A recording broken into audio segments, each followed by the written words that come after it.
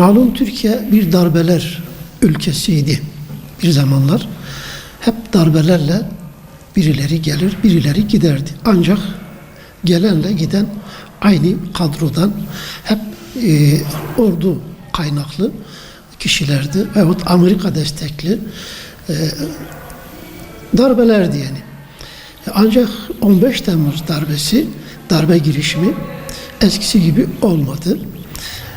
Çünkü sivil bir yönetim iş başındaydı. Halkın seçtiği, halkın desteklediği bir yönetim iş başındaydı.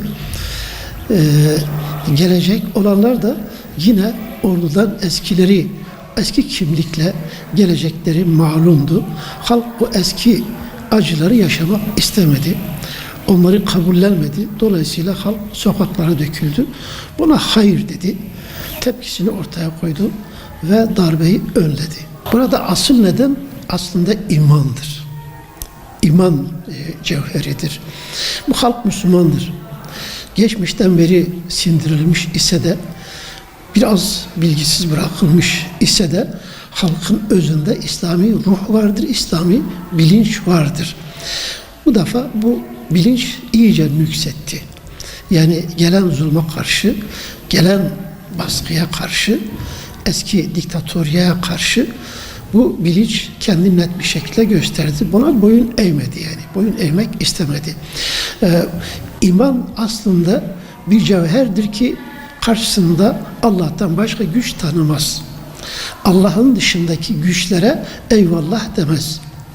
Bu itibarla karşıdaki gücün Amerika destekli ve Kemalist ordu destekli velev ki cemaat süsü vesaire verilse de bunun arka planında onların olduğu açıktı ve halk bunu biliyordu.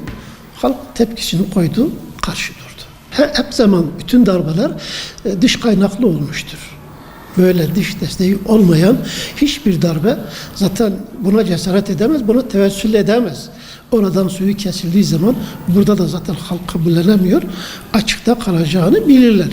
Ama sırtını mutlaka bir yere dayıyorlar ve oradan aldığı güçle bu gibi darbeleri yapıyorlar. Bütün dünyanın darbe ülkelerinde hep böyledir. Örneğin bugün Mısır'da Sisi'nin yaptığı darbe yani halk destekli değildir, dış desteklidir. Amerika ve Suudi Birleşik Arap Emirlikleri gibi bir takım körfez devletlerinin ve Amerika emperyalizminin desteklediği bir darbedir. Onun sayesinde halen ayaktadır. Onlar şu anda desteğini şu anda kesseler yani bir ay o darbe yönetimi ayakta duracak bir hali yok. Hayır, kesinlikle öyle değildir. Bu aslında işi yolundan saptırmaktır. Yani biraz sulandırmaktır.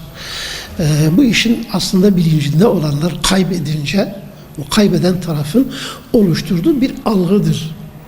Yani bu demokrasinin zaferidir. Yani Müslüman halkın zaferidir demesi onlara hoş gelmez. Bunu kabullenemezler. En azından demokrasi diyelim. Bunu böylece biz de özümsemiş olabilelim. Bize biraz yumuşak gelsin düşüncesiyle bu tabirleri kullanıyorlar. Ama şunu bilelim ki bu zafer Müslüman halkın zaferidir. Müslümanların inancından kaynaklanan zulme karşı boyun eğmeme, iman ile, şeref ile yaşama bilincinin burada kendini net bir şekilde göstermesi ve gücünü ortaya koymasıdır. Bu fedakarlığı yapan halk çok değerli bir halktır. Çok itibarlı bir halktır. Yönetimlerin bunlara karşı borçlu olduğu çok şeyler vardır. Bir insanın böyle Tanrı'nın önüne yatması, kendi canını feda etmesi, bile bile kurşuna karşı gitmesi, eli boş, silahlı, donanımlı askerlere karşı meydan okuması, elindeki silah ne varsa imandır. Yoksa elinde bir güç yok, silah yok. Ama yani iman gücü vardır, irade vardır. O iradeyi gösterdiği zaman demek ki imandan gelen bir irade silahlı gücü de durdurabilir ki durdurdu. Bunu hepimiz şahit olduk yani.